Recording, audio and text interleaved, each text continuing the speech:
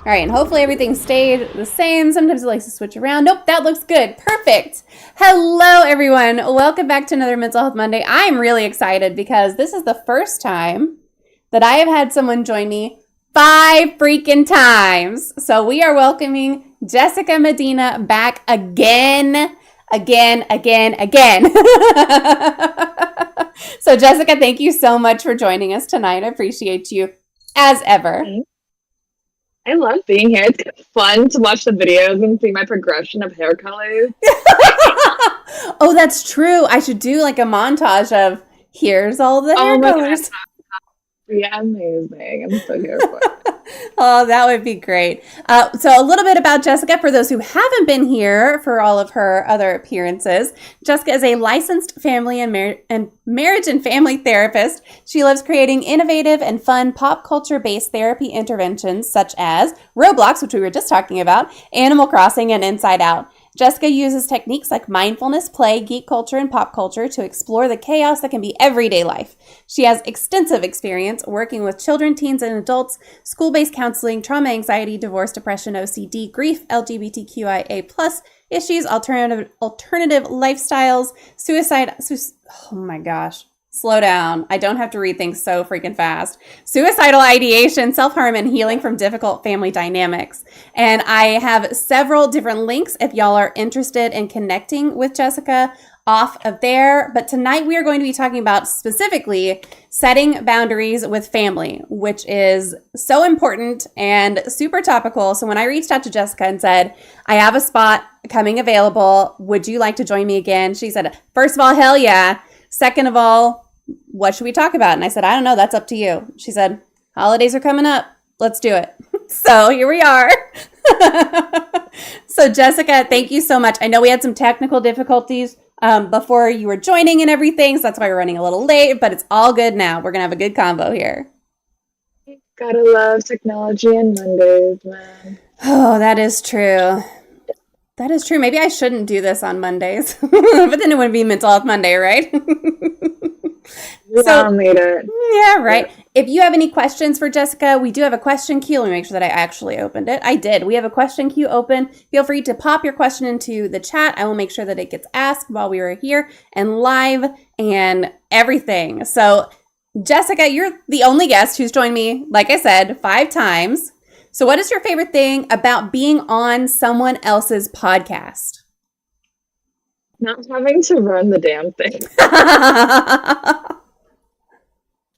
For those who don't know, not a shameless self-promotion, I promise, but I am part of an amazing podcast called If the Couch Could Speak. Right now we are on a hiatus because I was kind of busy getting married over the summer. Again. For context, we eloped, but we had the big family shebang. But busy doing that, so we will be coming back online very soon. I'm really excited for that.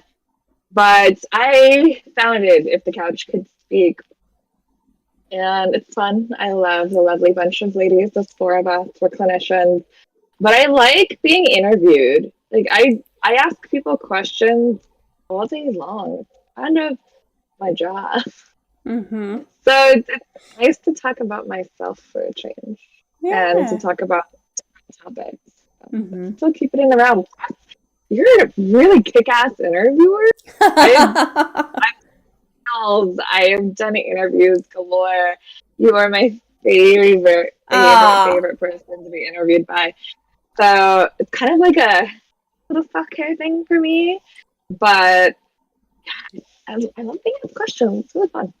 Yeah. I think a lot of people don't recognize how much work, and I'm sorry, y'all, there's cat hair just flying everywhere. Some just got caught in my lipstick. So, yeah.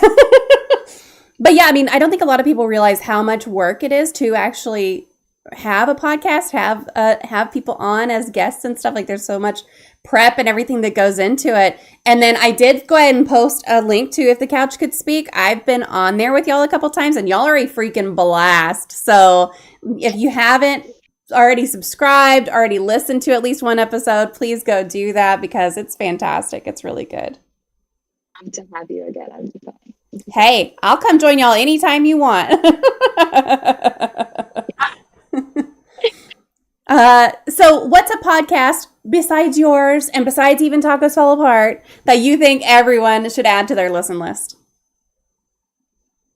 That was a hard one. Because I was thinking about that. Like, what podcasts would I recommend to people? I'm just like, I don't know. So personally, so I think the falling off my desk is a cute little Pokemon thing. Aw. Usually I have the kind of show and tell. This is my usual headset, but I like it. my computer. Yeah. Where was I going with that? ADHD problem. Yes, podcast. I love if not if the couch could speak, of course. I would love. And that's why we drink because. Ooh.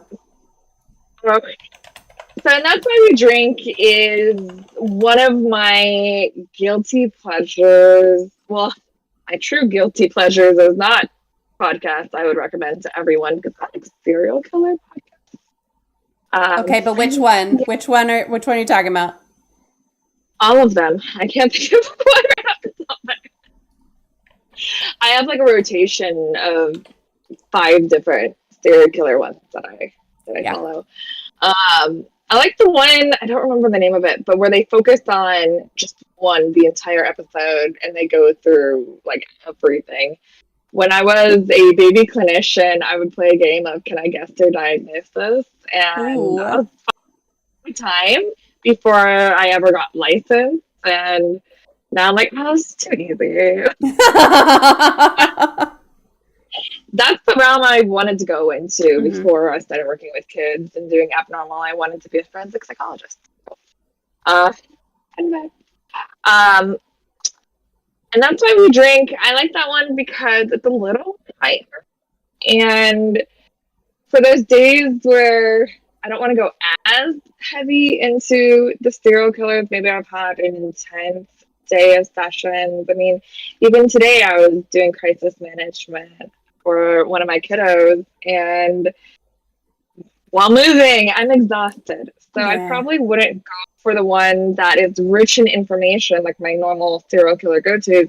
And that's why we drink. It's kind of a 2-part segment with 2 podcasters, and one goes over hauntings and one goes over murders and like killings and things like that. It's super entertaining, really funny. I know, serial killings, murder, hauntings, not really a lighthearted, fun topic, but they make it fun. It's really, really, really entertaining. And they do stories in areas that listeners also submit. So they do their research, tell you about them. Really, really entertaining. So for me, I would recommend something like that because it is lighthearted. But personally, anything that's lighthearted or something a little bit different from the normal to listen to self-care. Yeah, I like that. I don't listen to a lot of podcasts. When I do, it's usually while I'm cooking, and I mostly listen to My Favorite Murder. I mean, that's the main one. Yeah. And it's so funny because typically my kids will tune it out, right? But every now and then my 9-year-old will come in and be like, Mom, what does this word mean? And it's like something that they just said. I'm like, well, honey. To go over homicide. I feel you. I'm the girl where I'm at the stoplight and it's like blaring and I look sunshine and rainbows and it's like, and then his arm was cut off and his leg was cut off. And the people next to me are just like, and I'm just like. Yeah, that's kind of how I feel too, listening to it, because it's like they're talking about some serious stuff. I'm reading a book right now that's been a little bit hard to get through about the victims of Jack the Ripper. And it focuses on their lives, on the lives of the victims. So not on the fact that they were killed, but I think it's called The Five. So this morning, huh? Can you link that to me? Yes, yeah, absolutely. It's good. It's very dense. Like it's very it's going to take me a while to get through it, I think. But it's very good. So whenever my 16-year-old asked me this morning, "Oh, Mom, how'd you sleep?" And I was like, "Oh, I slept okay." Yeah, it's called The Untold Lives of the Women Killed by Jack the Ripper. So yes, I'll put that in here and I will send it to you as well. It's because it's great. And so when this morning he was like, "How'd you sleep? Did you sleep at all, or did you just stay up reading?" And I was like, "Well, I didn't stay up reading because I'm actually reading a book that is hard to get through. And when I'm reading a book that's hard to get through, like I sleep more." Because I don't just stay up and consume the book, you know? Yeah, so. But yeah, I mean, a lot of really good moments from listening to not inappropriate podcasts, but probably not age appropriate podcasts. But I also just can't be bothered to wear headphones while I cook. So it's on speaker. And it's fine. So he knows a little more about murder. Who cares? Probably his teachers. Probably his teachers care. So switching to talking about family boundaries, I know that setting boundaries with family can be challenging even on like the best of days, right? So can you explain what healthy boundaries look like within a family context and why they are crucial for maintaining emotional well-being? So ironically, I signed up for this podcast before family boundary stuff popped up for myself. So this morning I was on my Discord for the podcast, If the Couch Can Speak, and I was like, "Yo, I feel like a fraud. How can I talk about boundaries when I'm having a hard time myself?" But the reality is boundaries are hard. Mm-hmm. Boundaries are so hard, and right now I'm balls deep in boundaries with my own family. So something that I've learned, and you can see me looking off to the side because I took so many notes to myself before this. I wanted to be prepared. And my computer doesn't work, so I have y'all on my phone. It's all good. But what I learned about boundaries is boundaries are not for other people. They're for us. And that's the distinction I had to learn to start having healthy boundaries. Now, I did want to pause and shout out Christy from my podcast, The Sweaty Therapist.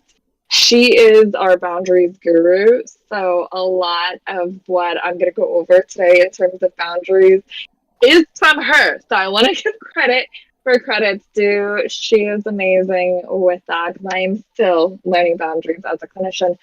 But something that put it into perspective is boundaries are for us. Mm-hmm. They guide us, not other people. Once I made that shift in how I view boundaries and how I define boundaries, that's when it became a little bit easier and healthier. And what I mean by that is, say, for example, I'm in a fight with my husband, right? Sorry, honey, using it as an example. But say I'm in a fight with my husband, and say he's raising his voice, which doesn't happen, he's amazing. But say he does, right? I can say, "Stop raising your voice at me." That's my boundary. That's not a boundary. That's a rule. Mm-hmm. I can say, "You raise your voice at me one more fucking time, you're sleeping on the couch." That's not a boundary. That's a threat. A boundary would be, for my safety, I do not feel comfortable being around anger. I'll be over here. I will be leaving the room when your voice gets escalated for my own boundary, for my own peace. Mm-hmm. It's more about protecting your peace. It's more about being in line with your values of a relationship. It's parameters of a relationship, whether it be with somebody else or with yourself. Mm-hmm. And a boundary I had to make for myself, for example, is I didn't even know my self-care wasn't self-care. Shout out to you again, Christy. She's going to be watching this. With my self-care even, the boundary I had to set with myself was being rather than doing. Mm-hmm. Every time I would self-care, it had to be productivity. It had to be, do this sound healing course, read this book, work out, crochet, make something. It was always doing something. I couldn't just sit with myself. Mm-hmm. Not sitting and meditating and sitting in silence, but even just being comfortable with that stillness for myself. That was boundaries myself. So to make it healthy, kind of going back to the question, I know, monologuing, but setting boundaries with family can be challenging. There's the guilt that comes from it, whether it be cultural, whether it be familial, historical, transgenerational, or just the guilt we get from their family. Blood is thicker than water. Which everyone knows how I feel about it, but their family. So I'm not going to go on a tangent. But healthy boundaries with that is exactly that. It's leaning into the boundaries for you, not for other people, because then it becomes a rule or a threat. And if you approach a situation with a threat, they're going to respond from fear. It's not going to end the way that you think. And who are we to set parameters on how grown-ass adults behave? They're responsible for their own consequences and their own actions, but we're responsible for our responses. And that's where boundaries come. So how can you tell the difference between, like, okay, over here it's a threat, over here it's what was the other one? It's a threat, a rule, and over here it's a boundary. How can you, are there some, like, if it gets to here, that's this, if it gets to here, that's this, if it gets to here, that's this? I think the distinction is between who it's for. Right? Because when it's more, don't do this, we're telling someone what to do, that's a rule. Yeah. That we're saying you break this rules, there's consequences, right? With a threat, it's fine. If you do this, I'm going to do this. Yeah. But that's not a healthy place for behavior to come from in a dynamic. It's using fear and power over somebody. And that's not really a boundary, that's a power grab. Whether it be intentional or not, it still shifts the power in that relationship. And it's not healthy. It's not something I'm guilty of. I will own up to that just as frequently as yesterday, right? It's an ongoing thing. It's an ongoing learning curve because society, culture, media uses boundaries synonymously with shit I won't put up with. Yeah. Which in a way it is. It is. But it's not the consequences that follow. A lot of people think, oh, this is my boundary. My boundary is they're going to sleep on the couch if they disrespect me.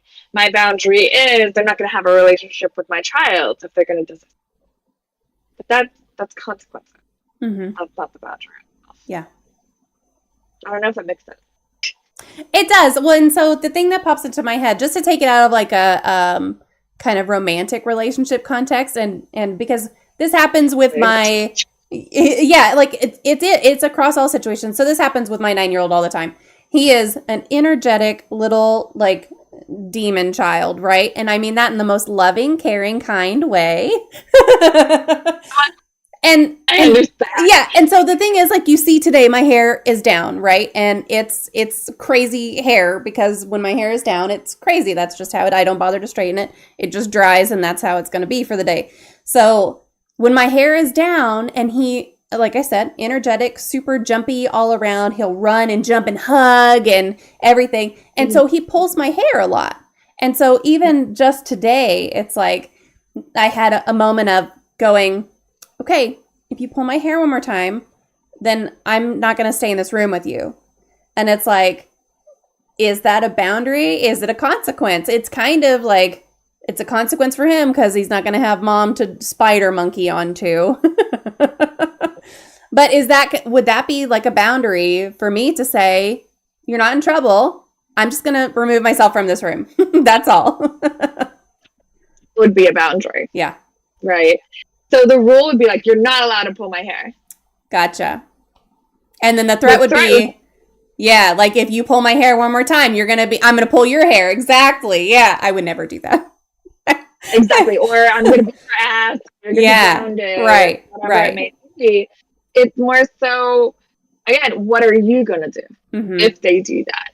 Because we can't control other people's behavior. We really can't. Oh, trust me, I wish we could. Yeah. I would not have to take so many anxiety meds, right? And the reason why a lot of people go to therapy is because of other people who refuse to go to therapy. So that being said, the boundary is not for other people. We can't control other people. It's how you're going to respond if your values aren't respected. Yeah.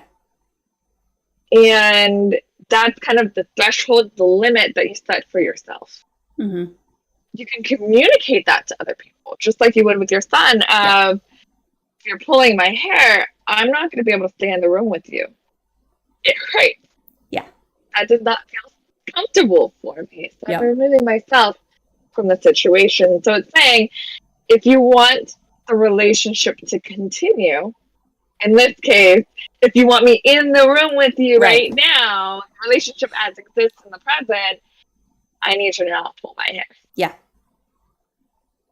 And it's up to them if they want to respect it or not. Yeah. And I think that that's a really good distinction of it's what you're going to do with your own behavior in response to that line being crossed. It's not you're inflicting something on someone else. It's what are you doing with yourself about it. That helps me define, like, is this a boundary? Is it a rule? Shave his head and say no hair for 2 weeks. He has the most gorgeous hair. I would die.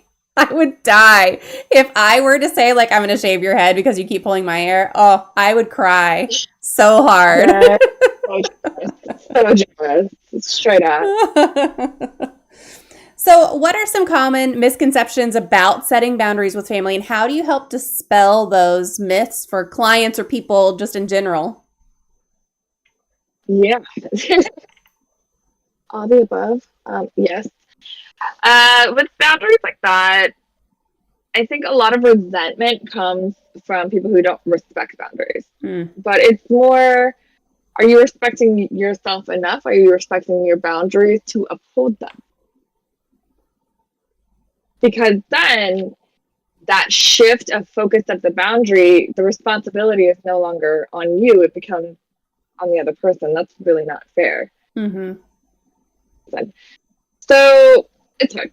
It's hard. I mean, even as a therapist, we have boundaries of changing, sticking to hours we actually want to work. I'm guilty of that too. I was like, I'm not going to work Mondays and Fridays. That didn't last long.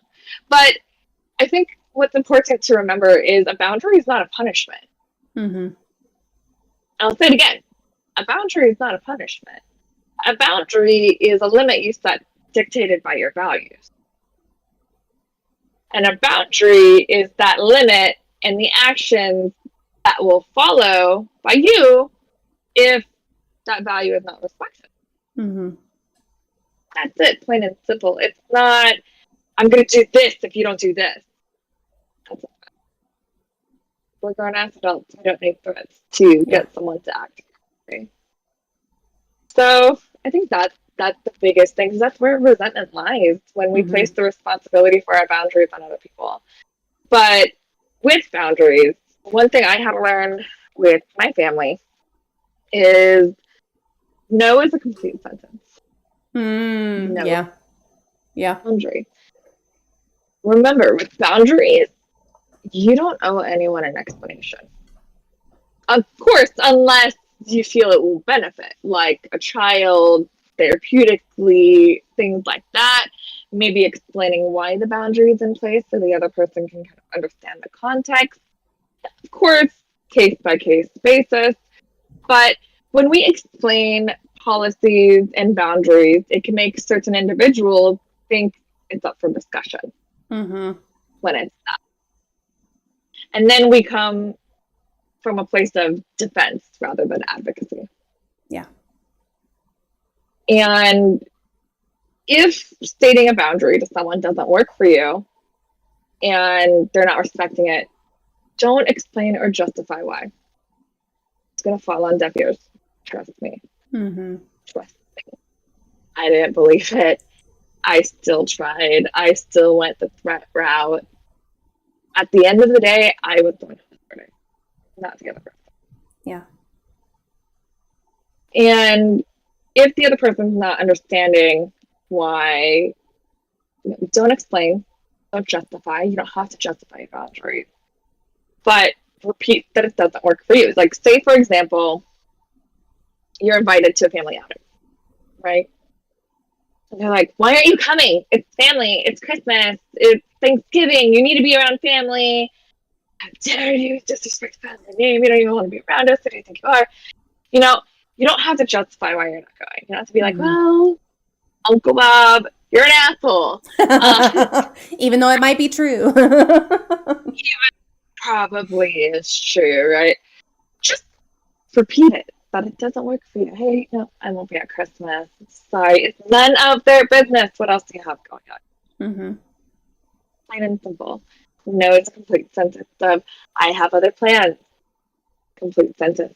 Now, what sucks is it hurts to recognize that we need strong boundaries and that we're the ones who need to do the heavy lifting. Because let's be real, when we're enforcing boundaries, we're the one responsible for enforcing it. When it's not respected, it's hard. But it's important to keep ourselves safe because that's what boundaries are. Things that we are and are not okay with, whether it be for safety or values. So mental safety, physical safety, what have you. But it can be lonely sometimes when you're enforcing boundaries around unhealed people. Sometimes boundaries can serve as a mirror. Sometimes people who are not taking accountability for their own behavior and their own boundaries or lack thereof, it's not a good feeling to see behavior you might not be proud of or might not be aware that you're even doing. So sometimes there can be some healing in that aspect. That's why it's kind of a thing in the therapy world. Once you start asserting boundaries, relationships start exploding in the sense that when boundaries weren't expected, when they're put in place, sometimes things can feel like a loss of power. So it's harder to put up a wall with someone we feel isn't intentionally deserving it, like parents, siblings, on the surface. But at the end of the day, choices are choices. They have their own agency.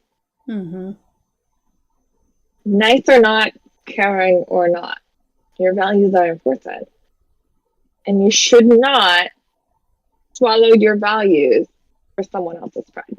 Yeah. And that person, if they're not respecting your boundaries, especially family, that person's in a dark place. They've mastered their pain. They may even be afraid of change. Right? So, and this is from my girl Carissa, also on my podcast. But oftentimes, individuals will seek us out because we're the light in that darkness. Especially therapists. Oh God, especially therapists. If someone at a party with a therapist. Yes, I'm okay. I'm good. You gotta like hide. You gotta hide your profession. Be like, no, I'm a something else.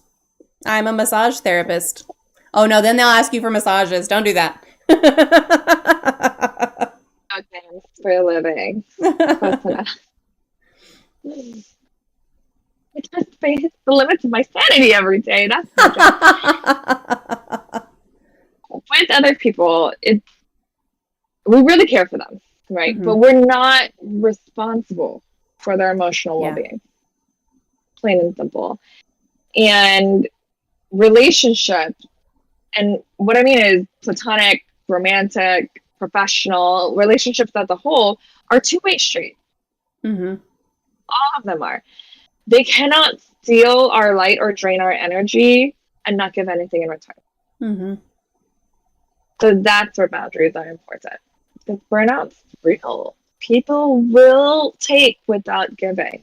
Yeah. So it's important to know what your limits are. Just like with any sports, with soccer, with basketball, when the ball goes out of bounds, it's not safe. It's not safe to keep playing. That's what boundaries are. Mm-hmm. Those lines of safety. I like that.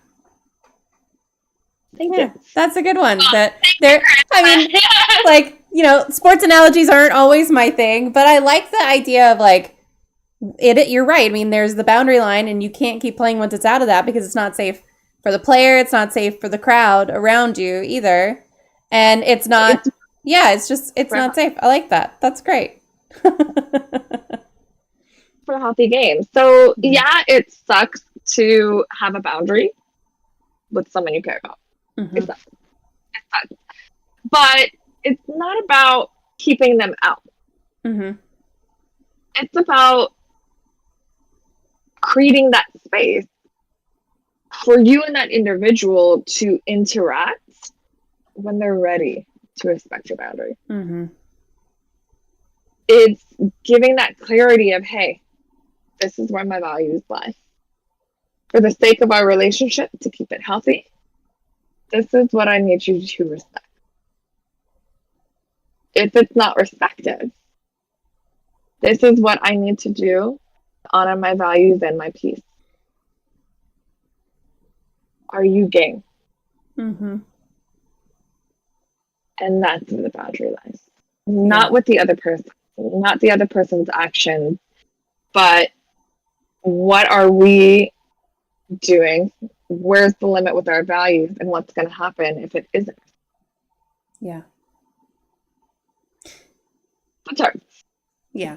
Yeah, I mean, setting boundaries and enforcing boundaries is always going to be hard. So we've had a good example of like boundaries in a relationship, boundaries in a mother-son context, and then boundaries in sports. Do you have any examples from pop culture or geek culture that can help people and families understand and establish healthy boundaries?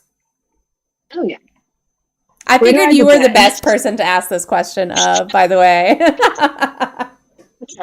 So let's go with a multi-answer. Okay. So I'm going to start with kids. Mm-hmm. Anything Disney. Anything Disney. Right off the bat. Encanto. I love that movie. Makes me cry so much. And without giving spoilers, if you don't respect your kids' boundaries, especially their emotions and their frustrations, they're going to run off to some random ass land following a candle. True. That's true. Not going to end well. If you don't respect, like Moana, if you don't respect your kids' autonomy, they're probably going to run off to the ocean, find a demigod, and return the heart of the ocean to a talking volcano. I mean, that's my goal every day. Right? Disney families, let's be real, historically have not really been great with boundaries, like turning red, inside out, up, again from Up. So many. We're looking at, I think his name was Carl Alley, yes. So with him, he had very rigid, strong boundaries. I'm not going to let anyone in because I'm afraid to be hurt. Mm-hmm. That was his behavior. And he started setting rules, threats, all that fun stuff. And he was miserable until he learned how to take that accountability for his own behavior. So I think that's a huge part of boundaries too, accountability. Yeah. But let's see, another good one, TV shows, Shameless. I haven't seen that.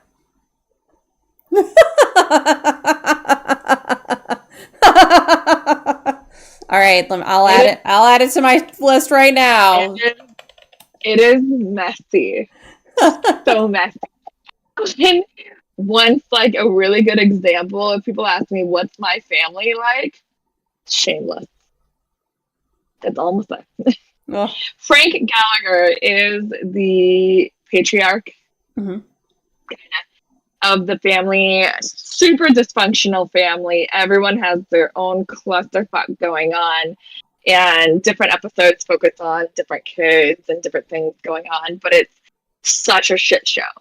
Like, there is no boundaries in this family, especially with the dad. It's raging alcoholic dad, doing all sorts of horrendous things, each kid doing horrendous things. That one's it's entertaining, it's drama, it's everything wrapped up in a really fun package. They have the British version and the American version. The one I'm referring to is the American version. Okay. So, both are fantastic. What's another really good? Pretty much anything more. Yeah. Pretty much. Boundaries with emotions, not setting boundaries with their powers. WandaVision and Scarlet Witch comes to mind right off the bat in terms of boundaries between herself, her powers, her emotions, and her desire for all of that. Yeah, I can go on and on and on about pop culture and geek culture and boundaries. There's a lot of examples. Yeah. Look at Disney. Yeah. Are there any examples that pop out as like this was something that illustrated a good boundary? Or is it mostly just like they're giving you examples of trash boundaries and the consequences of such? I like Demon Slayer. Okay.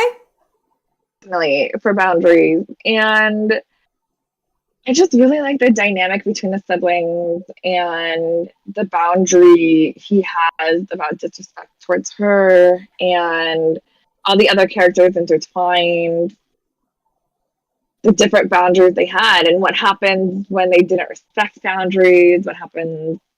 I don't want to ruin anything, but just a beautiful display of when boundaries are respected with each other. Yeah. Nice. Good. Yeah, I think it's very easy to recognize, oh, that's a bad example of a boundary. I think sometimes it's harder to really recognize and like acknowledge that that's a good, healthy boundary that they just showed on the screen, you know? Because of course, we want it to be automatic. Like, yes, everyone should have boundaries. Everyone should have them set in a healthy way. So when you see it on the screen, it's like easy to just go, oh, okay, that was healthy, fine, whatever, and move on. I think another really, really good show about boundaries is Sex Education. I love that show. I haven't watched the latest season, but I love that show. I haven't, and I only know like general themes. I'm not doing any spoilers, not even talking about the theme. But now I'm like, okay, who does it happen to? Like, what? All because my clients are like, I'm triggered by an episode. I'm like, okay, what's the theme? I have a strong no spoilers rule. Yeah. So. Yeah. That is the show.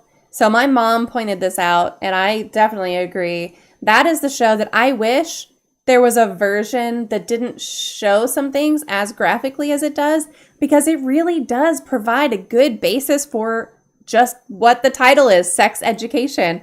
But I cannot like tell my 16-year-old to watch that show just because of the way that they handle some stuff. But I'm like, damn, they really go into a level of detail that I wish was there to be had in some other context. You really do. For those who aren't familiar with Sex Education, it's a British show centered around sex positivity and identity and the lack of education really in the school systems as a whole. It's real. But the British school systems and how teens had to rely on, in this case, a sex therapist's son who was sharing his knowledge of sex, but kind of like a Catholic confessional stall in this like broke down bathroom no one uses type thing. And he ended up being like the school's sex therapist. And it really is informational. It's not just like condoms, penetration, things like that, but he is exploring things like boundaries, things like consent. And that show does a really, really good job of educating about the boundaries. Yeah. Like it is such a phenomenal show. Yeah. It's not one that you can watch with your kids though. Like, that's just Absolutely not. Absolutely not. And I've got a great relationship with my 16-year-old, but even like I would just be like, oh, I am so uncomfortable right now. I can Lots of sex scenes and yeah. a lot of suggestive Yes. stuff. Yep. Um, Maybe very entertaining. Maybe I should suggest that he watch it on his own. Like, that you just watch that on your own. It's fine if you want to.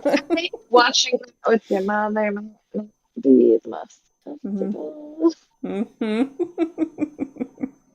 Yeah. I know many people struggle with setting boundaries because of they fear of conflict, or they don't want the guilt that comes along, or the guilt trip that's going to come along with it. So how can people overcome those emotional barriers to assert boundaries effectively? It's so hard. So hard. And that's kind of what had me spiraling this morning. I'm like, I'm sitting with this guilt. How can I go on and talk about boundaries and explore the nitty gritty when I reel in this guilt? I mean, it's hard. Look, we can really advise hard. other people a lot easier than we can follow our own advice. I'm just going to say that. It's okay. I'll be the therapist to admit it. Yep. For real. And this is exactly what we explore on If the Couch Could Speak, of the messiness of therapy too. I mean, we're messy as hell. Yeah. If y'all see the Facebook groups of therapists, holy shit. But personally, with my boundaries, when it's hard to assert them, I lean into values. And for me, it's a question of what is more important, my values or my relationship with this person? If this relationship continues as it exists with my values disrespected, how will I feel at the end of the day? 9 times out of 10, you're gonna feel like shit. Or full of resentment. Yeah. And that's not healthy for you either. Because resentment hurts. It's like drinking poison and expecting someone else to die. I love that phrase so much. Dude, I'm like so morbid. You can't even like. I have all my Halloween decorations out already. Like, as I scoot back. It's hard. It's hard. I'll be the first one to say the guilt is real. The way that I can only speak from experience, the way I push past that is taking a good hard look at my values. Values can be adjusted, they can be shifted. Boundaries can be adjusted and shifted as relationships change, as you change, as people heal. But for me, when that guilt comes into play, when the other person maybe being a dick about it, or refusing to listen, has their own shit show going on, I rarely find it beneficial with people who are so dead set on their pain, their fear of change. They're so stuck in that. It's really not worth having these long, drawn out discussions, because they're really not in a place of listening. They're in a place of defense. And speaking from a place of calmness to a place of defensiveness, it's not going to be a productive conversation. Trust me, I've cried.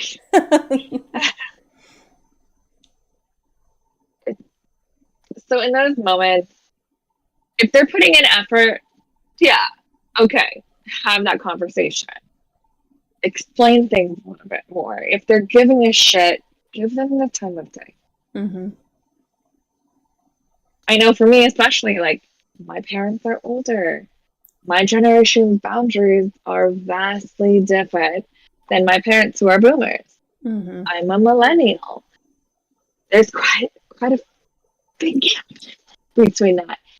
So communicating my boundaries to them, they might not grasp it. They might not understand culturally, genetically, that huge gap. But if I'm seeing that they're putting effort, then yeah, like if he's asking, I'm gonna explain it. Mm-hmm. But save your breath if it's falling on deaf ears and simply reiterate the boundary or policy. Yeah. Be a broken record. They'll get sick of hearing the same shit 25 times. Or they won't, and you just get good at repeating yourself. Mm-hmm. It just makes perfect. Yeah. Right? So it's just asserting that of, hey, this is my boundary. My favorite thing is I'm protecting my peace. I'm not your target. I like that. Especially if you're someone who's afraid of conflict, like having a go-to kind of phrase like that to say like I'm not engaging in this with you. I'm protecting my peace. If you have something that you can literally just repeat, because what are they going to do? Just keep yelling in the face of that? And then maybe that's time to remove yourself from the situation. But yeah, I think having some like key phrases that you have hammered into your own brain that you can then repeat and say, especially if you're worried about conflict or you're worried about being guilted, because some family members are really good at guilting you. So I think having something to go to and to say that you, a reason or like a simple reason of protecting my peace, that's got to be helpful. Mm-hmm. Another one of my favorite ones is I'm choosing silence instead of rage. Ah, I like that. Or I've been told you can't say anything nice, don't say anything at all, and the words I have right now are not kind. So I'm going to distance myself for a minute until I can speak to you with kind words. Yeah. Because right now, emotionally, I'm being reactive and not responsive. Mm-hmm.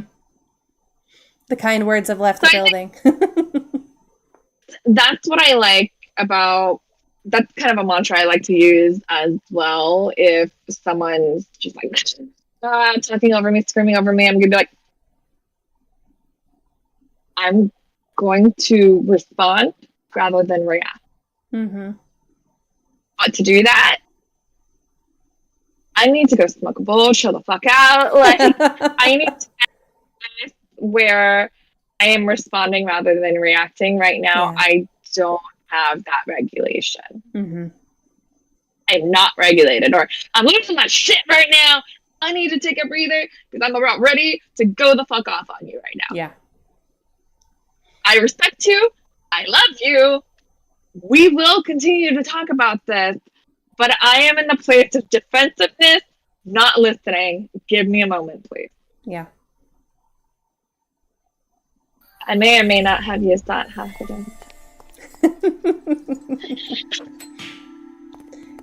I know the holidays. Hey, Bite, thanks. Welcome on in. If you have any questions, we're talking about setting boundaries with family. So, as a member of my family, what boundaries you want to set with me? Go ahead, be honest. Now, the holidays can bring added stress in addition to just like normal family interactions, and also the holidays bring a much higher potential for boundary violations, right? So what advice do you have for people who might be facing difficult family dynamics during holidays? We're about to hit Thanksgiving. We're about to hit Christmas. Like for those of us who really, really, really, really, really love Halloween, that comes first. But I feel like there's less conflict with Halloween. So Thanksgiving, Christmas. What advice do you have for people? Me too, girl. Me too. A whole ass document that I'm going to share with you to share as a resource as well. Ooh, yeah. I created this when I was a baby clinician and running an anxiety group because I knew this people anxiety, and myself included. But my boundary, I haven't been to a family holiday in about 10 years. Wow. Or so for my own peace. Yeah. and for others' peace. Let's be real. Yeah. That's my boundary. I value not testing the limits of my pacemaker. So I value my health. And because of that, my boundary is I choose tamales and enchiladas over unsalted. But I have some examples on here. So I think a good way to explore boundaries is maybe go over some scenarios. So, one of my favorites. You are asked to host at your house. You've hosted previously, but the cleanup took forever, and last year no one helped, leaving you with a huge mess.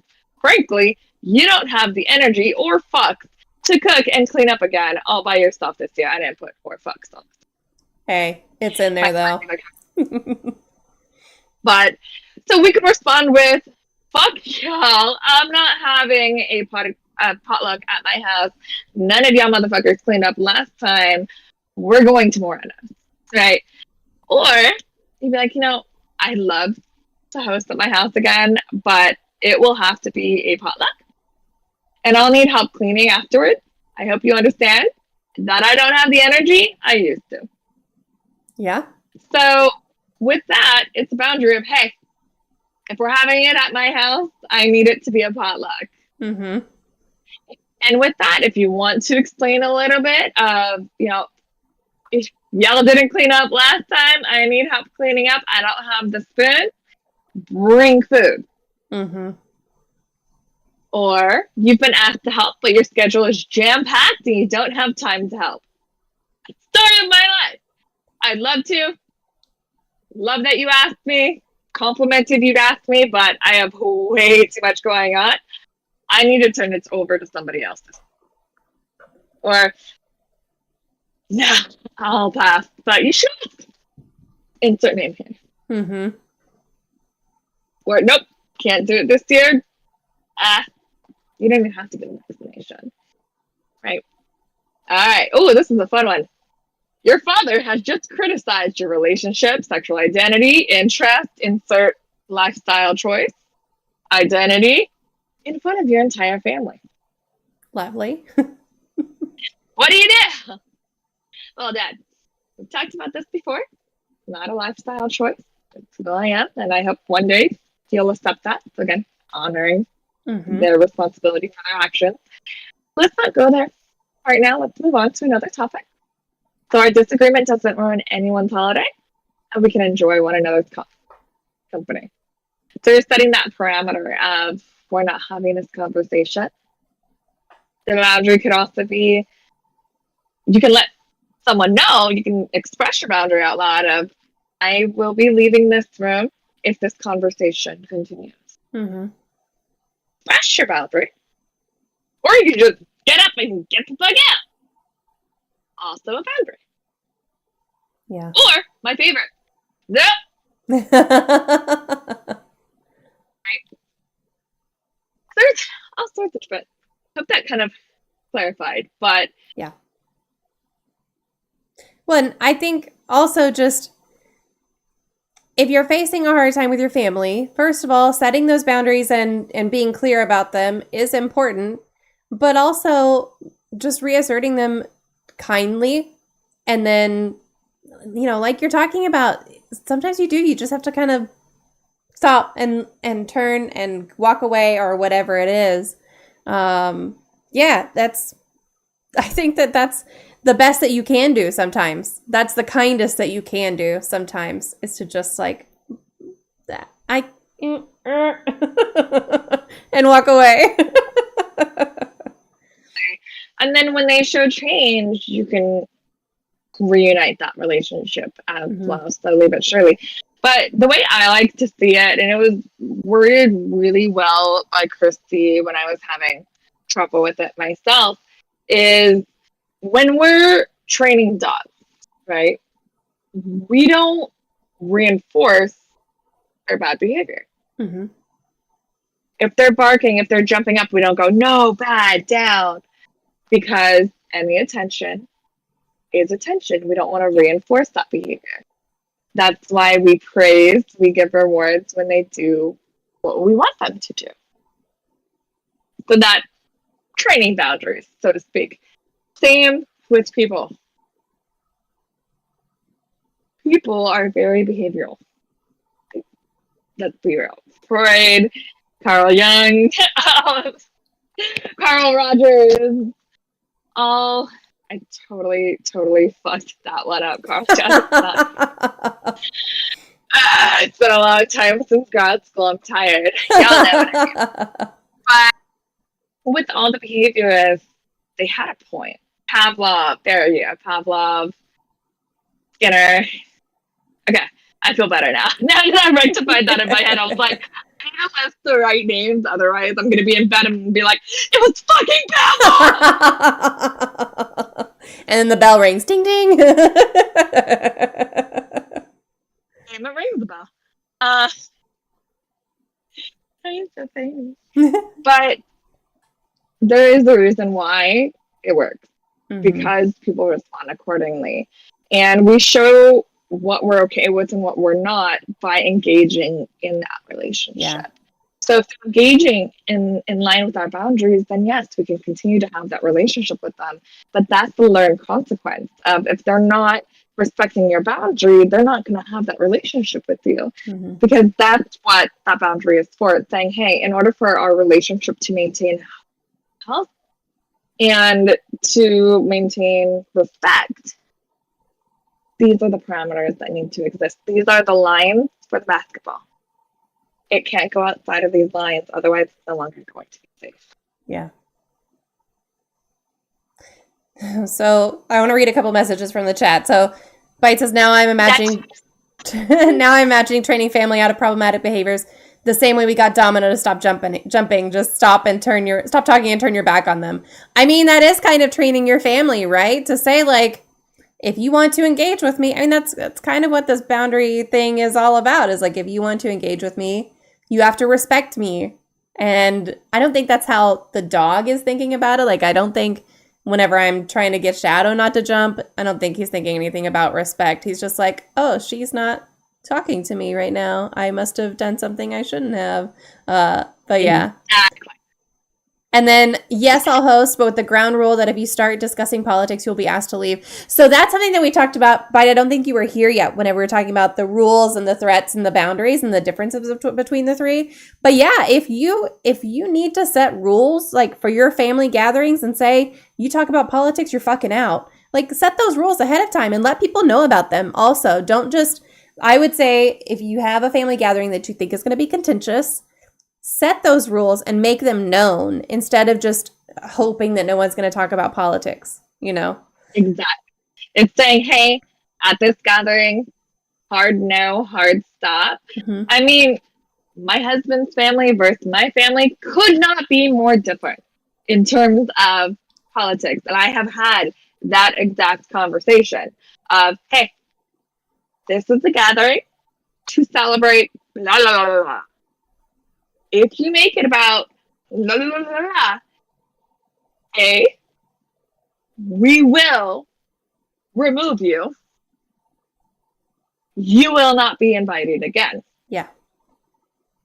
So, in a way, it kind of is a rule and a boundary if you think about it. Mm-hmm. So, I think if you were to say, no talking politics, and just hard and fast at that, that'd be a rule. If you were to say, if you talk boundaries, this is what will happen. This is how others will respond. Mm-hmm. That's a boundary. Talk politics. We're going to kick your ass out and you're not going to be allowed back. I mean, or I'm not going to go to your birthday party or whatever. That's a threat. Yeah. That's using fear tactics, using manipulation. Right. Yeah, I mean, I think that, there's definitely, so the boundary is still, if you talk politics, I'm not going to engage. The rule is, if you talk politics, you're going to be asked to leave. And the threat is, if you talk politics, I'm going to take your favorite pumpkin pie and smash it over your head. Like, that's the threat, right? So, politics time, you're not invited to. Yeah, exactly. Exactly. Bite, I see what you're talking about. I do. It's kind of funny though, not gonna lie. I'm planning to spend Halloween with my C-star. It's occurring to me now that I haven't discussed that with her. So hey, can we hang on Halloween again? Well, I've already talked to your child about it, so yes. I host Halloween at my house, so we always do that. We always do just let the kids invite people over. I'll put scary music or Nightmare Before Christmas on the TV. I stay home and I answer the door and I get to interact with all the cute little trick-or-treaters, which is probably my favorite part. And then the kids, my dad will take them trick-or-treating. And so they'll go trick-or-treating, then they come back and they sit on the floor and they put their candy in piles and they do all their little trades. Halloween is literally all year. Like, this was my wedding cake topper. Like, oh, yay! I love that so much. Super cute. That's awesome. But my dog's name is Zero. I mean, the love for Halloween. Oh, bags on the floor. The love for Halloween runs deep. Yes, here. Absolutely. Oh, like I know this year, the only thing I know we have is Dia de los Muertos at Hollywood Forever Cemetery. And fun fact, that's where he proposed to me 2 years ago. Dia de los Muertos. And that's also awesome. Where we eloped. I love it. Fun moment for me to go back. Yeah, Halloween is our favorite, followed by Thanksgiving. And then I guess, like, Christmas, I guess. But, yeah, Halloween, major. So my 9-year-old has gotten our life-size skeleton. We only have one life-size skeleton right now. I'm planning to get more. But he got the life-size skeleton out a couple weeks ago. And he's been sitting it. Like, he'll sit it in the chair in the living room, or he'll sit on the couch, or he'll sit at the dining room table. And then he'll turn the corner and scare himself with it. Like, he jump scares himself because he forgot that he moved it to the couch. Oh, me. Which is hilarious. And then this morning, we walked out. And of course, it's the first school day of October. And so early in the morning, it was kind of chilly. And by chilly, I mean like, I don't know, 70 degrees. And he walked out and he goes, "You smell that, Mom? It's spooky season." I was just like, "Yeah, babe, it is." I kid, I'm returning it for a refund. Yes, absolutely.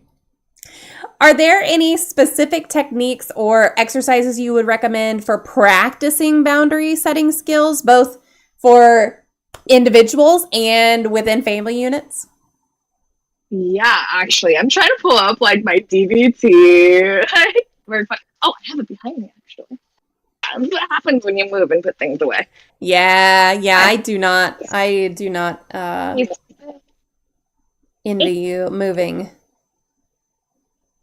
I'm knocking everything down. Oh, you know what? I'm gonna go for the trauma one. Close enough. Same shit. Different book. I grabbed the one for PTSD. So. I love DBT for this. So DBT is dialectical behavioral therapy. And I love it because it works really well for trauma, for neurodivergency. It's finding the intersectionality between our brain or between logic and emotion. So bring it in, but between logic and emotion and responding from that middle place. So we are responding logically, but also being mindful of our emotions at the same time. So it's not just speech. A lot of people think it's like, oh, speech. No, it's combining the two and finding that bridge. So the one that I really, really like is probably Dear Man. So yeah, how to assert with Dear Adult. So I like what's 6.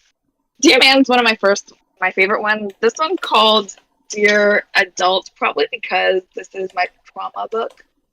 But that's the one that I've used with my own family, really. And why it doesn't have any N on it. But Dear Dear Man is basically an acronym, a way to, I think that's the right word for it. My name, you know what I mean? Where you had letters to remember. Yeah. I think that's an acronym. I don't know. There's probably some other term for it, but I know what you mean. Words are so hard. Oh, here you go. Found it. So, effectiveness. So, applying Dear Man skills. Dear Man is using that self-advocacy. So, I like the way this one explains it better than that one. So, Dear Man is addressing a difficult situation. So, whether that be boundaries with a family member, disrespect, it's focusing on the skills, focusing the skills on the other person's behavior right now. Right? So, when other people, and I know it sounds kind of counterintuitive to boundaries, but let's do it. So, when other people have really good skills themselves and keep refusing your legitimate requests or pestering you to do something you don't want to do, that's when you want to use Dear Man. Okay. So, it's either advocating for yourself or no, really advocating for yourself. Yeah. But D for Dear Man is describe. So you're describing the current interaction. So broken record. This would be if your boundaries are not being respected, or it can be used to enforce that boundary. But if broken record, ignoring didn't work, make a statement about what's happening between you and the person right now, but without imputing motives. That's where a lot of people fuck up. Assuming the why behind someone else. So an example would be, you keep asking me over and over, even though I already said no several times. Or, it's hard to keep asking you to take out the trash when it's your day to do it. Or it's your month to do it. Not, you obviously don't hear what I'm saying. Are you fucking deaf? Right? Or you obviously don't care about me. It's obvious what I have to say doesn't matter. Or obviously you think I'm stupid. We're not mind readers. Yeah. Like I heard growing up my whole life, what happens when you assume? You make an ass out of you and me. Yep. But that statement has some legitimacy to it. When we assume, we're not giving the other person a chance to have agency for their own thoughts, their own emotions, their own reasoning. So we're just making a statement of, you left your clothes on the floor. And I tripped on them and damn near sprained my ankle on the way to the bathroom, right? And then expressed feelings. So, or opinions about the interaction. For example, in the middle of an interaction that is not going well, you can express your feelings of discomfort in the situation. So, I'm sorry I can't do what you want, but I'm finding it hard to keep discussing it. Or, I'm becoming very uncomfortable talking about this since I can't help it. I am starting to feel really angry about it. Or, I'm not sure you think this is important for you to do. Again, we're not mind reading. We're not going to say, I hate you. Every time we talk about this, you get defensive. Stop patronizing me. Not the time to attack. Usually I statements work. I feel. Yeah. I notice. Right. What I perceive. That's one of my favorite things to say in a conversation of, from my perspective, my perception was. So I'm giving the person a chance. I'm letting them know, hey, this is how you came off to me. I'm not saying you did this because you're a terrible person. So I'm giving them that chance. And then assert wishes in the situation. So the A, assert. When another person is pestering you, maybe not respecting your boundaries, you can ask them to stop. When a person is refusing a request, you can suggest that you put the conversation off until another time. So kind of like what we said earlier, doesn't sound like we're in the place of listening rather than being defensive, or let's cool down for a little bit and then we can get together and find a solution. Right now, it doesn't seem to be the right time to talk about it without it getting heated. I want to talk to you from a calm place, person to person. I know this means a lot to me. I want to make sure that we're both on the same page. We're both calm. We're both able to listen to each other without wanting to choke each other. So assert wishes. It's giving the other person a chance to think about it as well. So an example would be, please don't ask me again. My answer won't change. Or, okay, let's stop discussing this now and pick it up again sometime tomorrow. Or let's cool down for a while, then figure it out. Rather than, shut the fuck up. I don't want to talk about this right now. Or you should really calm down and do what's right here.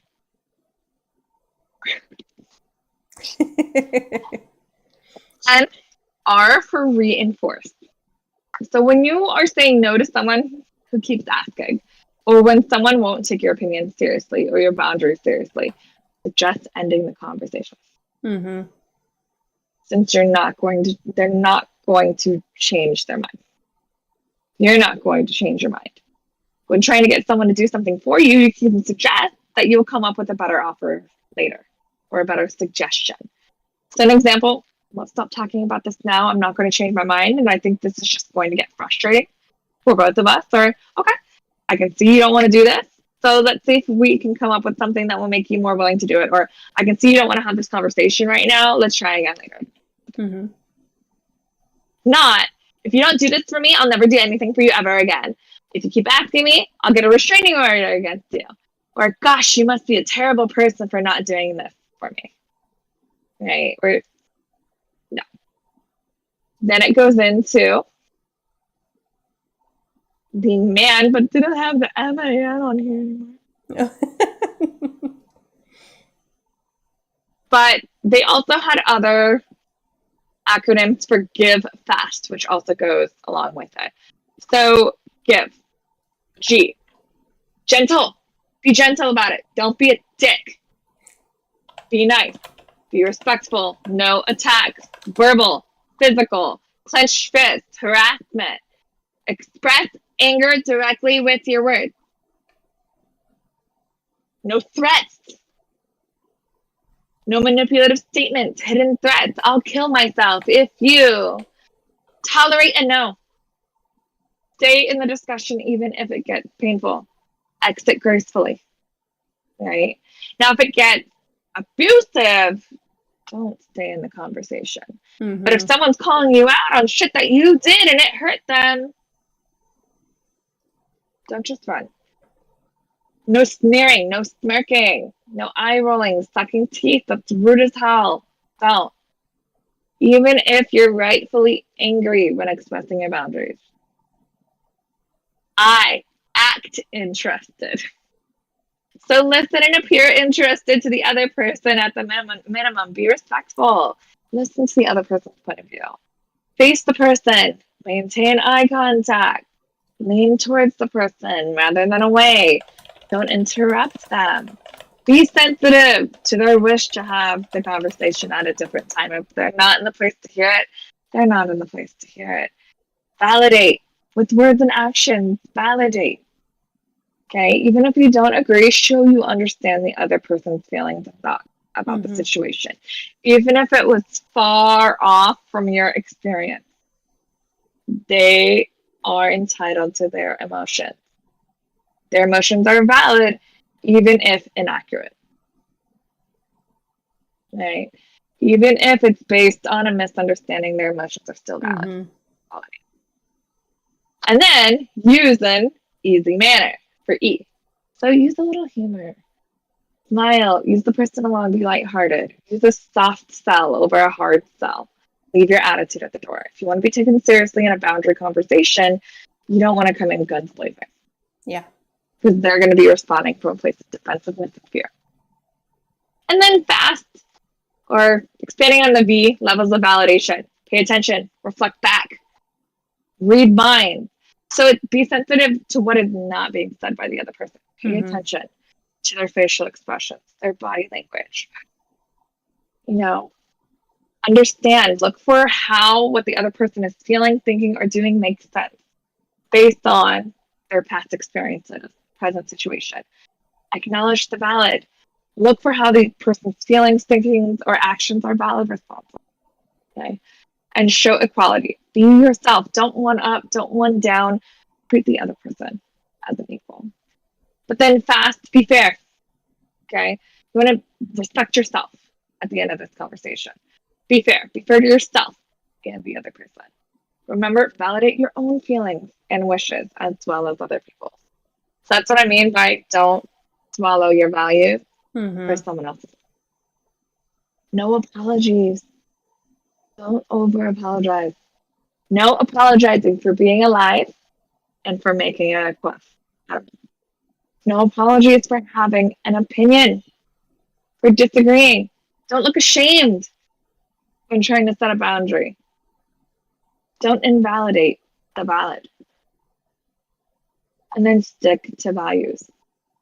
Stick to your own values. Don't sell out your values or integrity for reasons that are very important. And I've said it before and I'll say it again. Just because they're family doesn't mean it's very important to supersede your values. Yep. Be clear on what you believe is the moral or valued way of thinking and acting, and stick to your guns. And be truthful. Don't lie. Don't act helpless when you're not. Don't exaggerate or make up excuses. Yeah, I like those. So Bite asks, is there somewhere that I can access the resource that you're referring to? Because she said, I'm getting a strong, I need this vibe. Also share it on the drive. Yeah, that'd be fine. That'd be great. And then I'll make sure that it gets linked also on your resource page at the end. I'll make sure that it's there too. So that'll be perfect. I will go ahead and have it. Yeah. Fabulous. Yeah, I mean it can be it can be really hard to remember all of those things if you don't practice, right? So going through what Jessica's going to provide on your own, I think is going to be really helpful. So I'm wondering, you're talking about like your own personal values and everything. And of course, that's going to vary from person to person. Do you ever do like a values exercise with people to say like, what are your values? I don't fucking know. Like, how do you determine what your values are? Is there a good way to do that? Yes. I'm going to see if there's a values list in here. I'm sure there is. That's why I'm asking, because I'm like, I'm sure there's an easy checklist, something. Actually, I'm going to just share this whole ass yes. workbook. Y'all online didn't hear that because you don't own the right to this workbook. But if you are looking for the workbook that I am referring to, it is...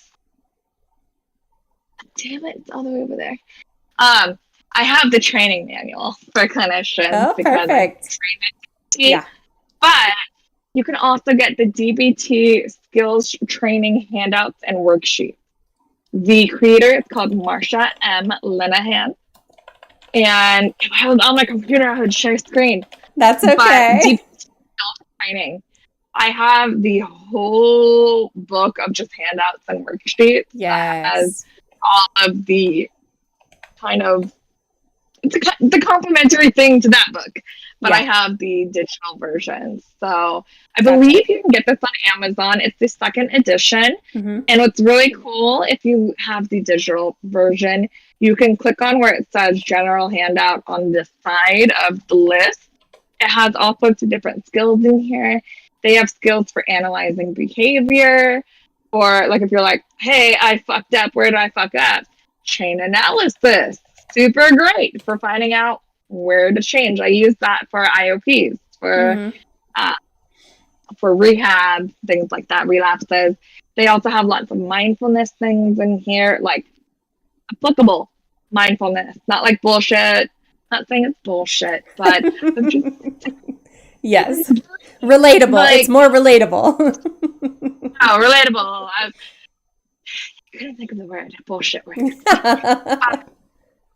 It also goes over wise mind. It goes over perspectives. It goes over handouts for goals, obtaining objectives skillfully, guidelines for relationship effectiveness, how to keep the relationship, how to get what you want without being a dick. It's mindfulness of others. It's how to walk that middle path. It's a how-to guide to validation.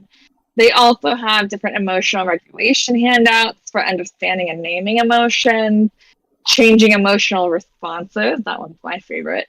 So this is also used for like personality disorders, like borderline personality disorder, things like that, because it really helps in identifying and responding with emotions. But it has also distress tolerance skills. So what we do when we're losing our shit, but we can't do shit about it, how do we not lose our shit? Mm-hmm. So they have lots of handouts on that too, which I personally found super helpful with working with kids and their parents. Yeah. There's also reality acceptance skills when we can't change it. What to do when the crisis is addiction, right? So there's so many different things on here. I will share this on the Discord. If you're not on the Discord for this podcast, you're fucking up. She said it, not me. I mean, come on. So that's available, but there's a lot of really, really good resources. Yeah, that sounds fantastic. And I did find those on Amazon and just sent the link as well. So if anybody's looking to get like a hard copy or something, you can also do that for sure. Exactly. Can you share a success story where you've worked with a client to help someone establish boundaries with their family and then it had a transformative impact on their well-being? Have you had that happen? Absolutely. I was actually messaging my client before this because I was like, you know, if you're listening, and I want you, like, I just want to know if it's okay if I share your success story. She's like, yeah, absolutely. Send me the link. So if you're listening, perfect, girl. But I have a client who it's one of my favorites. Not that we're supposed to have favorites or anything, but we've been working together for quite a while now, and her grandmother, unfortunately, was having failing health, older in age, and she was one of the caregivers involved with her care. And she was also in a romantic relationship. Her partner was pretty close to the family. So, like, in the last days, they were spending a lot of time together. I believe he was, like, staying with the family, so they were in that shared home, or at least over like enough to be around a lot of the last moment. And this individual, not my client, their partner, started really monopolizing the situation for their own emotions in the sense of having anxiety and then making the entire situation about them, and then became a crisis of managing their negativity, and really got to the point that after the client's grandmother passed, it still was about their emotions rather than holding space for my client's grief. Is it really good for any relationship? Yeah. Really.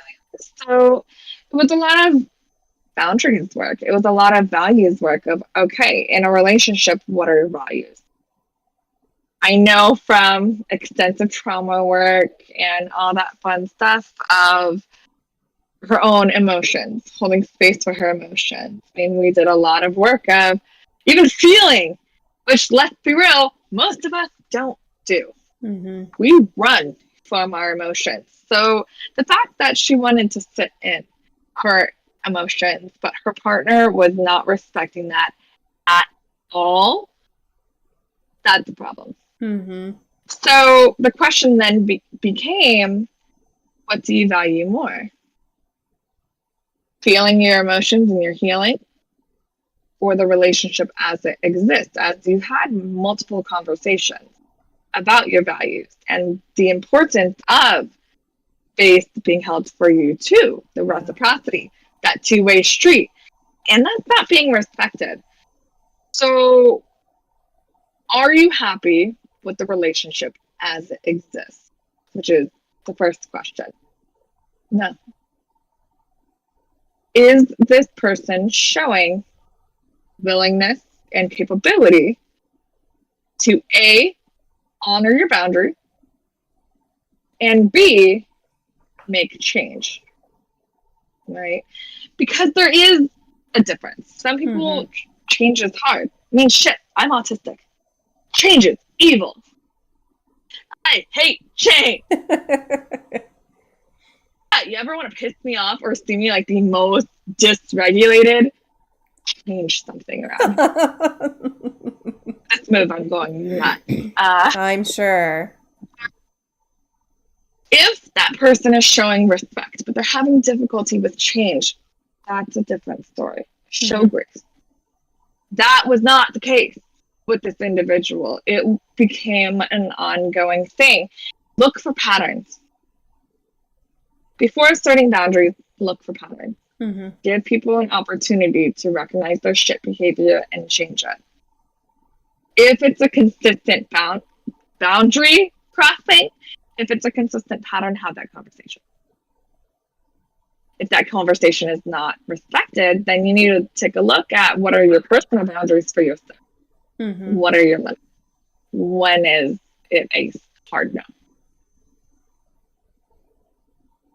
So with this client, they ended up breaking up with him. And the individual did not take it well. There was manipulation, all that stuff. That was present, very present in the relationship and with the boundary crossing. But you know what? My client's healing through her grief. She is thriving because she stuck to her values. She stuck to her boundaries, and she made that choice of, you know what? My healing, hey, it rhymes. And it feels good. But my feelings, my grief is important, and I'm not going to swallow my values. And she started noticing, I'm starting to compartmentalize. I'm starting to minimize my feelings around them. I'm starting to cast my values aside, and I'm not okay with that. And that's what a conversation was that. I'm so proud of her, of stepping into that. I know asserting boundaries is hard. Breakups are hard. But sometimes if someone's not respecting our boundary, they can't be in our life. Yeah, and that's something that I have personally been through with setting boundaries and just like the repetitive not respecting them, and then all of a sudden it can be a shock to the other person also if all of a sudden you're setting boundaries and meaning it instead of being willing to be manipulated out of them. That can be a real shock to the... You do that. Yes. Why you suddenly changed? Because of therapy, it made you an asshole. Yes. Yep. Oh, yeah. Yeah. That's actually almost exactly something that my ex said. Like, therapy made you an asshole. I'm like, nope. No, sir. Absolutely not. You realize you're an asshole. Yes. Yeah, exactly. So, I mean... No how. Yeah. And it really can. I know that it doesn't sound like, oh, you're going to set some boundaries and then it's just going to be a pain because you're going to be in conflict with somebody and it's going to be hard. It's going to be difficult. But truly, like, I want to underscore, I'm going to have to take a drink of water in a second because I don't know what's happening with my voice, but I want to underscore, like, it really can change your life too. So just because it makes you uncomfortable a little bit to do that and to go through that, practice, first of all, practice, and then just do it. You know, that's something that, because it really can help. I've got to take a drink. I don't know what's going on. I think it's my allergies, but. While you do that, I mean, success story of my own, while I still struggle with boundaries. And I had a best friendship that went on for 23 years. And I mean, shit, not to have cheese made, but my best friend was on, a different best friend was on this podcast. We are no longer on speaking terms. And it's hard. It's hard to walk away from people who are important in our lives. I struggled so hard with walking away from a 23-year-long friendship. We were friends since we Wow. went through so much trauma. Bonding is a thing, but here you go into Catholic school together too. Oh no. Religious trauma bonding. Woo! With that, it's hard because oftentimes we cling on to the hope that things will change. We cling on to the history. We cling on to those happy memories because we have hope that it can return to that. But unfortunately, sometimes relationships can be outgrown, especially if people aren't willing to grow, if people are not willing to change, or if values change, for example, which was the case in that 23-year-long friendship. It was a values change, but resentment that I didn't know her values that weren't communicated. That's why it's so important to express your boundaries. So there isn't resentment on the other people for not changing behavior. They didn't even know that needed to change. Right. So it's hard to walk away from that. It's hard to walk away from relationships that were wonderful, but turned not so good. Yeah. Or turned disrespectful or became unhealthy. For me, it became a question of my health or my friendship. Because at that time, I had an undiagnosed heart condition. Oh, wow. Now, I have a pacemaker. But I would notice every time I got upset, my heart would hurt. Look, my ass didn't die because of the energy that I gave to people who didn't deserve it. All because I was holding on to, let's be real, my fear of loneliness. Yeah. I didn't want to be alone. I didn't want to be without friends. I saw all these people on TikTok being like, oh my God. And I'm like, I have my husband. I have my podcast. I have friends.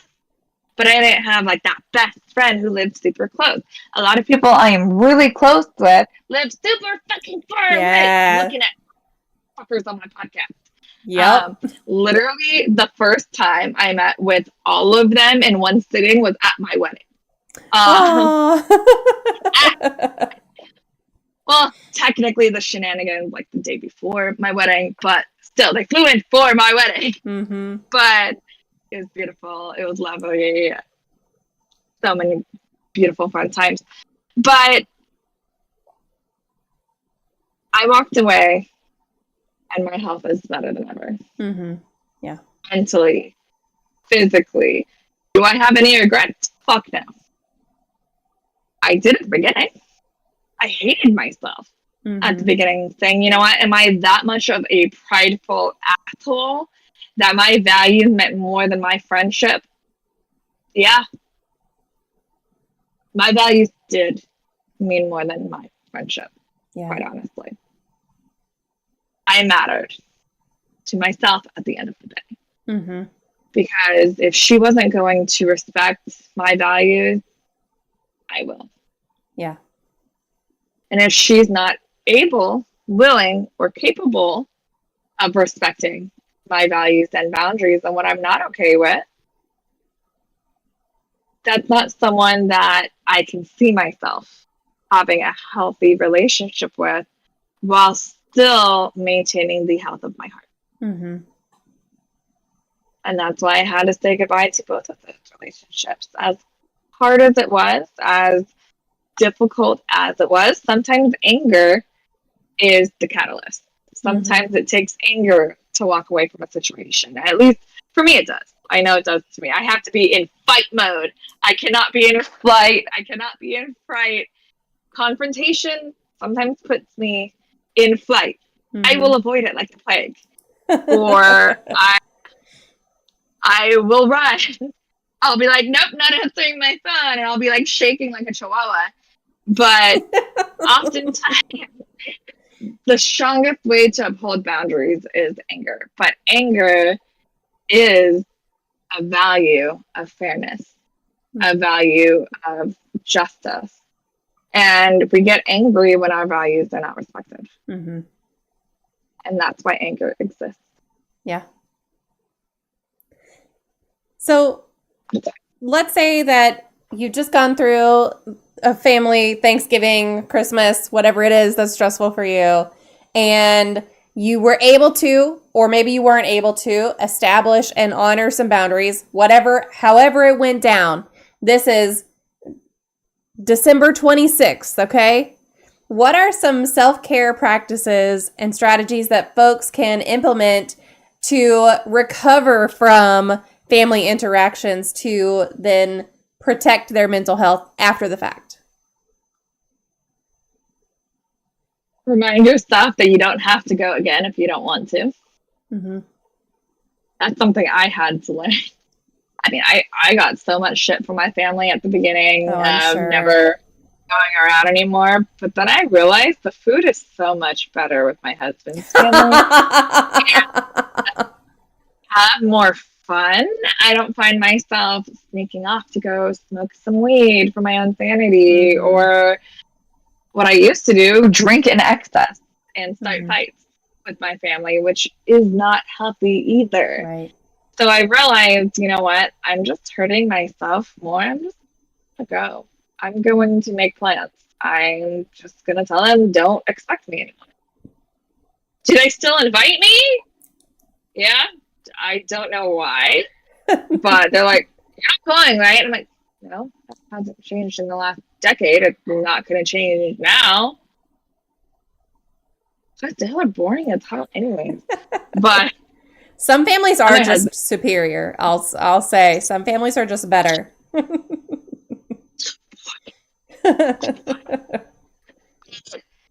My family is also the type to like openly talk shit to your face. Not an energy I want to be. No. But with family, if you need a self-care, I like going for walks. Mm-hmm. Walks were my lifesaver, especially after things like, I mean, at least for my family, holidays were Thanksgiving. And what I mean by that is literally everything you can imagine for Thanksgiving, we had for every major family gathering. We would have the ham, we would have the turkey, the stuffing, the yams, mashed potatoes, all of that we would have for Easter, for Christmas. And it would be a potluck of sorts, so like a Thanksgiving. So for me, I would always be like, I am so full. It is stuffy as fuck.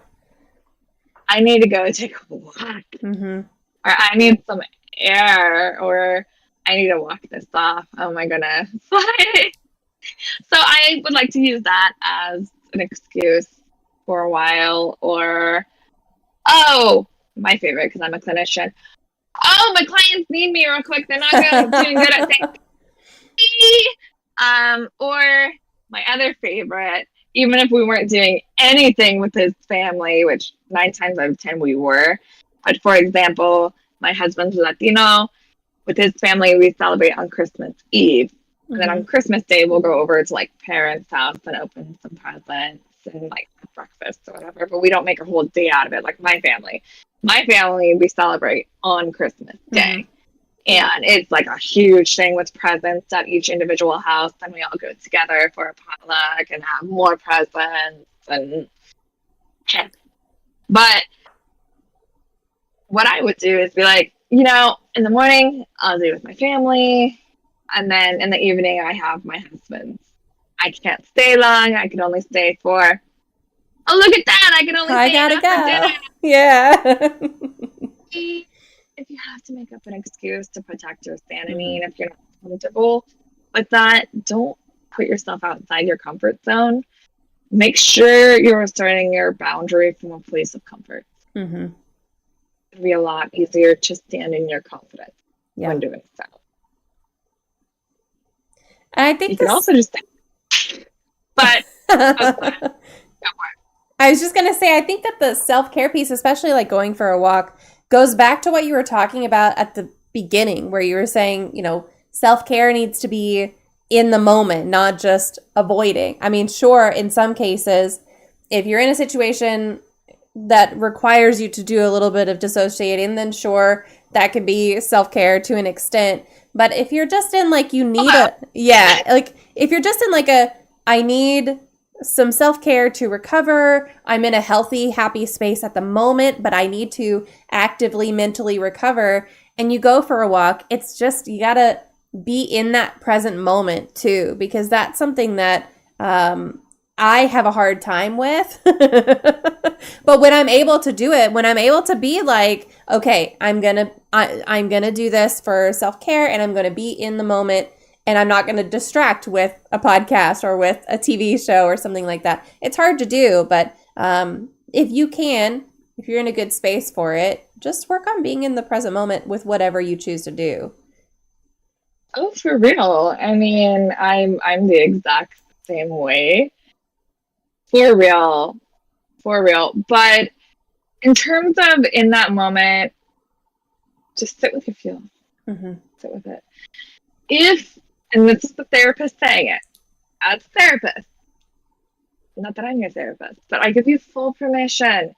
If your family's not safe, dissociate like a motherfucker. Dissociate. If you're safe and sane, yeah, do it. As long as it's safe for you. After the family shenanigans, I also like what I call nope days, where I make no plans. I shut off my phone, and I either binge watch the Kardashians, Studio Ghibli, whatever it may be, but I do no social obligation because being around people that I need to have boundaries with, and I mean boundaries for myself around, it's draining. So draining. Yeah. So I like to not people for shit after that. And with that in mind, knowing the holidays are coming up, I'm not going to schedule intense work weeks. I'm not going to schedule a million things around the holidays. I'm going to get burnt the fuck out real quick. Yeah. Real quick. But, like you said, going on walks, stressed out, I like yoga, for example. If I'm doing yoga while stressed the fuck out, and ruminating on what's going on, it's not self-care, it's just bendy stress. Bendy stress. I like that. I mean, I don't like that, but I like the term. A way to bring it back, because I've never talked about that. My brain, and you can probably tell from this podcast, you're like, no shit, Chet. But I get it back to what I was saying. If you're having a hard time bringing your attention or focusing your attention on mindfulness, self-care, one of my favorite things to say, and I got this from a book that I use all the time, and I think I put it away on accident through the move, but one of my favorites is, focus on your breath. And remember, you're really fucking good at breathing. It's true. Okay? Unless you're asthmatic, like me. Can't breathe on a day. But focusing on the breath is a great way to bring the awareness.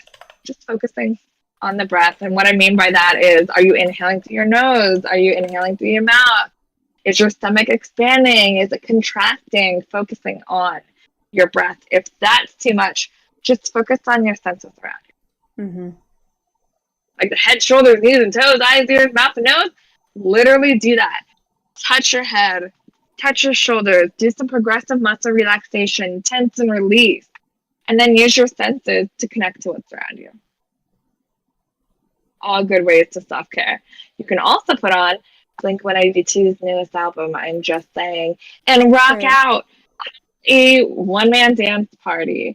Sometimes we need to get some movement to get our emotions out. If you don't feel comfortable sitting with your emotions, talking through it, let it move through your body. Yeah, absolutely.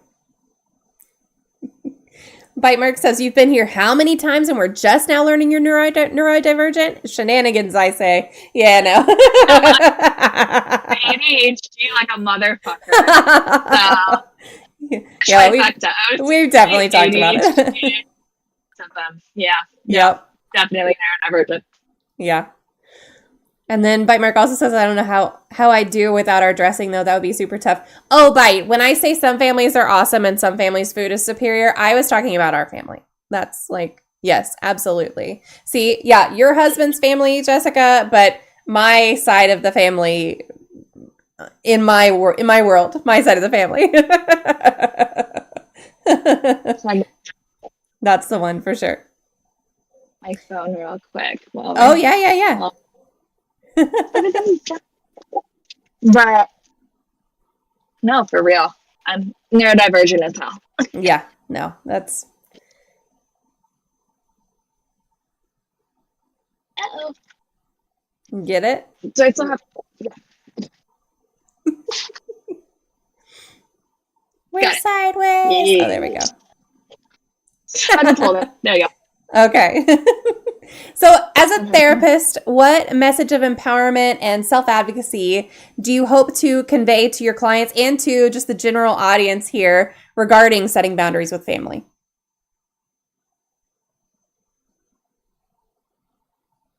Don't swallow your boundaries to make other people comfortable. Yeah. Yep.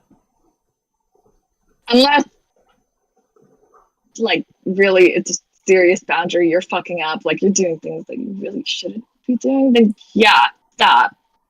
But respect yourself. Yeah. That's a good message because it's hard to do sometimes. Just as important. All right, so this is the absolute rarest of the rare because you by now recognize that I have a magic wand. I knew it's going, oh my God, I love that. I know. And so for the 5th time, if you could wave this magic wand and eliminate one common opinion, misconception, or theory surrounding mental illness, disabilities, or talking about mental health, what would it be?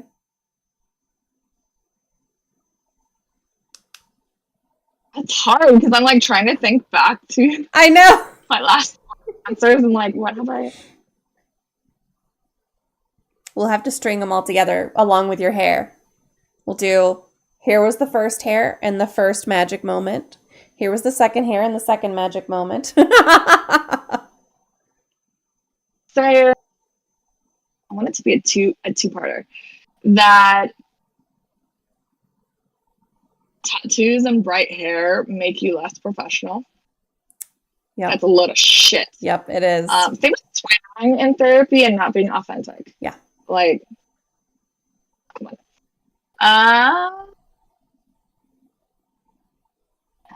That's a hard one. Oh, the one I get a lot. That neurodivergent individuals, especially autistic individuals, aren't social. So what the fuck am I doing?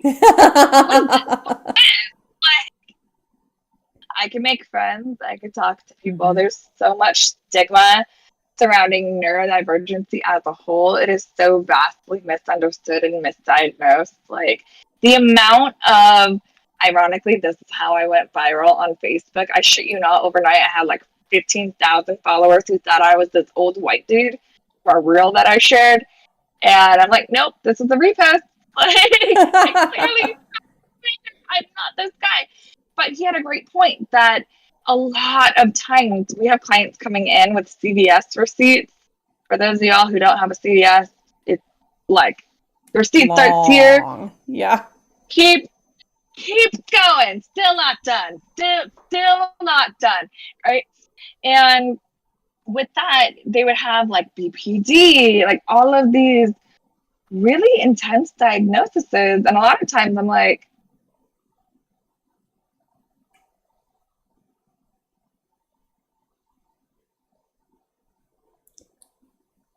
oh, but if you assess, it's neurodivergency.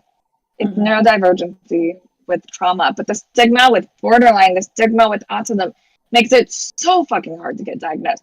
I didn't get diagnosed with autism until a month before my 30th birthday. The same month I took my license exam. Wow. Fun. Yeah. I mean, those, first of all, like, Tattoos. My hair is not bright. It was blue underneath, but that's faded. Tattoos, bright hair. Like, that doesn't make you any less professional. You know, we're out here. We're being as professional. Obviously, I'm in a different profession, but we're being as professional as fuck, okay? And swearing also, unless you are swearing at someone, unless you're swearing at someone, which is a different thing. But like using swear words in your vocabulary does not make you less professional at all. I absolutely, yeah. And just, I feel like the stigma around just neurodivergency and in the various diagnoses, because some have a worse stigma than others, okay? And I wish that it was just like, I have diabetes, like, okay, type 1 diabetes or whatever. Like, that's something that if you say that, you're not necessarily judged for it. I know he's trying to get my attention. He's like, pat me, pat me. It's not something that you're necessarily judged for because it's something that you're born with. I wish it was the same for now type 2 diabetes. If you say that you have type 2 diabetes and you're a fat person, like, then, you know, I get all kinds of shade about I don't have diabetes. I get all kinds of shade just for being fat. So it's like there's some things related to physical health that are acceptable, and there's some things related to mental health that are acceptable. I wish both of those would just go away. Like, just let people be people and treat them like they're fucking people. Right. I think the golden rule should just be don't be a dick. Yes. Like, if so many people lived by that, the world would be such a better place. Amen. Absolutely. That's the one rule in the Discord server is don't be a dick. He's giving me life. So much serotonin. I know. He's such a sweetie. He wants all of the attention until he's ready to take a nap, and then he'll give me a little swat and be done with me. So that's mine. Yeah. Yeah. So we're kind of at the end here. So chat, if y'all have any additional questions for Jessica, please feel free to add them into the chat. And then Jessica, I'll just open it up to you for a little bit and say if there's anything we didn't talk about, anything you want to throw out there as far as resources or sites or personal recommendations or anything. Feel free to just take the floor for a little bit. What's weird is I can't see your video. There you go. Now you go. Oh, I have actually recommendations. Yeah. I have a bunch of resources. I'm the resource queen. But I have, no, seriously, when I was moving, no one could lift my box of books that I have. My grown-ass Marines could not pick up. But I love this one, the DBT skills workbook for PTSD, specifically for trauma. It's really, really good. It's an actual, like, workbook, not, and I have used it with my clients. Bear with me. I have boxes literally all over my office. This was actually recommended to me before when I was working with a lot of trauma, and I did work with clients who were actually borderline, I hate saying borderline, but who had borderline personality disorder, using their language and their chosen terms with clients. But boundaries is a good one. When to say yes, how to say no, to take control of your life. I got all of these on Amazon, by the way. And then set boundaries, find peace, a guide to reclaiming yourself. And then I did one more book. I need to find it. It was a book I was actually reading for myself. So I really do need to find it, which is why it's separate from everything else. But it's, if you are having a hard time with parents, especially parents who are emotionally immature, they don't respect boundaries. I'm not adding anyone, but also not adding anyone. If you're having a hard time with parents, same can be said for other family members, but this book is so good. It's Adult Children of Emotionally Mature Adults. Oh, yes. Yep. children of emotionally immature parents. Not a lot makes me cry. I was sobbing after the Oh, first page because I felt so seen, so heard. It was amazing. It's a really, really good book of identifying where boundaries need to be. hmm. I'm great at setting boundaries with clients. I'm great at setting boundaries in my personal life. But when it comes to family, especially aging family, it Mm-hmm. guilt is real, especially with full transparency. I'm living with family. If I assert boundaries, I don't have a place to live. Yeah. So sometimes things like safety, things like resources take precedence over our values, and that sucks. Sometimes we do have to swallow our pride, swallow our boundaries Mm-hmm. for the sense of safety. I'm not saying say fuck all to safety, to say fuck all to what you need to survive. In the sense of boundaries, stay safe, make smart choices. It's a case by case basis, of course, but stick to your values, stick to Yeah. who you are. Yeah. Well, I grabbed links to all of those. Hopefully, all of those links work for everybody in the chat. If not, I'll find some better ones and post them on the resources page that'll be up on the website in a couple of days. So, yeah, I mean those are all really great, and I recognize some of those titles, so I know that we've had them before because some of them are already on my want to read list. So I'm like, someone's recommended those to me before. Yeah, right. Which is great. So just more recommendations for them. Well, Jessica, thank you so much. This was, as always, lovely to have you on and such a good conversation. I hope that everybody got something that they could take out of that. I know that I did. So thank you just for agreeing to join me for a fifth freaking time. Happy to come on again. Let's make it 6, 7. Like, let's see Hey. how high we. Do I get a trophy, a badge, like a sticker? I want a wand. Can I get a wand? You know what? Send me your address. Seriously, send me your address. Yes. My address right now. Yes. Don't fuck with me. And then next time, and on the 6th time, then we can both have wands to wave at the same time. Send The me. wand I have is one from a franchise that we don't recognize anymore. So. Ah, yes. No, this is not from that. So. I love it. Thanks for having me. We want you on the pod. So. I'd be happy to join y'all again. Yes, happy to join y'all anytime. Absolutely. And Bitemark says, thank you so much for being here. I got even more info and resources. 100% I would bankroll an additional wand. Absolutely. Yes. Send us your address. We got you. All right, y'all give me just a minute to disconnect with Jessica. I will be back after this.